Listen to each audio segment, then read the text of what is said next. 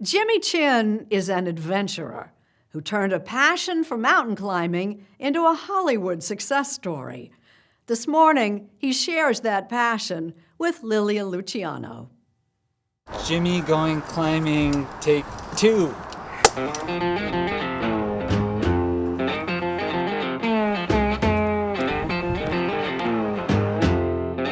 Jimmy Chin knows what it's like to risk it all.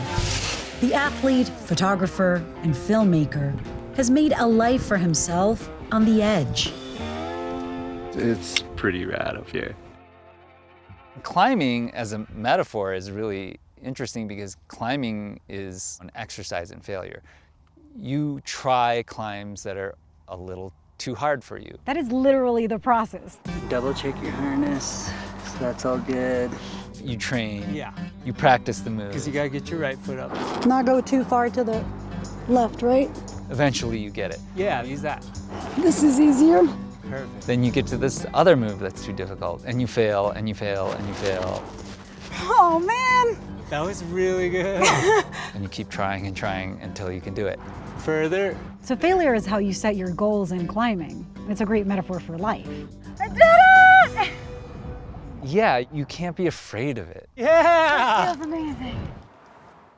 Chin was on the first expedition ever to ski down Mount Everest from the summit. And carrying a camera at the same time makes his challenges twice as hard. Often the best photos are the hardest ones to get. Have you ever regretted not taking out the camera when you look back? There are a lot of images that I know and remember I didn't get. Probably why you're still here. Yes, yeah. Sometimes they're very high stakes.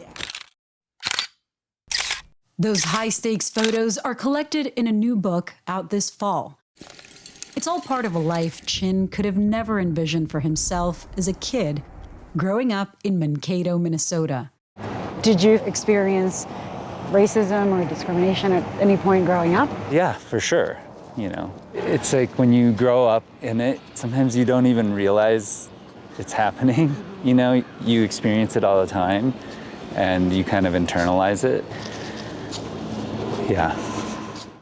His parents, both librarians, escaped China's Cultural Revolution. They had extremely high expectations for their kids. I started playing the violin when I was 3 and I swam competitively. Life was really about academics and competing every weekend.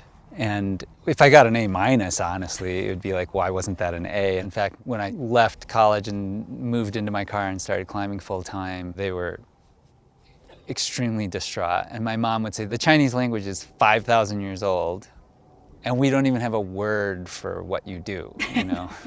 Chin lived in his car for 7 years, climbing and skiing and doing odd jobs around Yosemite and Jackson, Wyoming. I loved being a dirtbag climber. I joke that I've spent my entire career trying to get back to being a dirtbag climber. Probably another 500 feet to the summit. Chin's first film didn't begin as a film. He was documenting an expedition up the legendary Muru, a 20,000-foot granite crag in the Indian Himalaya. See that system coming in here pretty soon. But after running out of food while being stranded in a snowstorm for more than 2 weeks, Conrad Anker, Renan Osterk, and Chin turned back. It's over 100 meters short of the summit. We just don't have the safety margin to make it. 3 years later, they finally succeeded. Nice, Jimmy.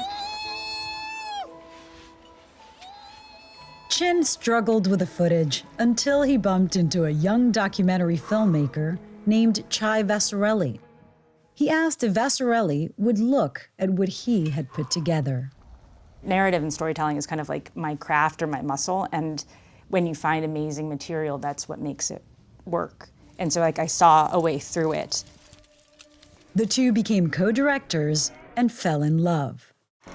Can you let me know when he's through the slab pitch? Their next film, Free Solo, about their friend Alex Honnold's climbing of Yosemite's El Capitan without the use of ropes, won them an Oscar. You can actually bring it down to there. The couple's latest cliffhanger, The Rescue, is about a global effort to save a Thai boys soccer team trapped for 18 days in a flooded cave, led by a ragtag team of amateur cave divers. They're like electricians and an IT consultant. They're volunteers. They jump into these dark, muddy caves. How many of you? 13. They really put their lives on the line to do the right thing. They were all there because of the common humanity of wanting to save these kids. Chin and Vasselli themselves have 2 young children, James and Marina. It took me a long time to get to a place where I was comfortable with the level of risk I was willing to accept in order to even think about having children. Can you tell us where you're headed? The Grand Teton. Yet, a few weeks ago, Chin and Conrad Anker, his climbing partner, welcomed a new teammate for an ascent of the Grand Teton.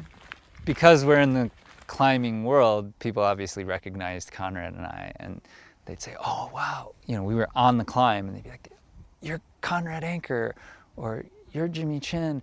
And then Marina would come up, and they'd be like, Grab that hold. how old is she? And then she would steal the show. There you go. Nice. They're the full-grown, athletic mountaineer climbers up there saying, this is the hardest thing I've ever done, and I'm 38, and you're 7 years old, Nice, Marina. And I told Conrad, I said, that was the most meaningful climb I think I've ever done with you. After almost 20 years of expeditions together, I feel like that was one of the best days I've ever had in the mountains. Yeah, buddy.